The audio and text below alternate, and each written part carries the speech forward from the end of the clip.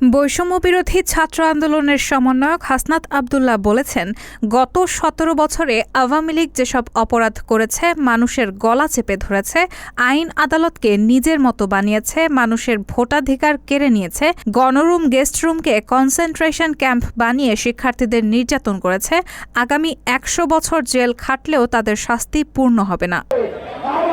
আওয়ামী লীগের আগামী ১০০ বছরও যদি জেল খাটে তাদের বিচার নিষ্পত্তি হবে না।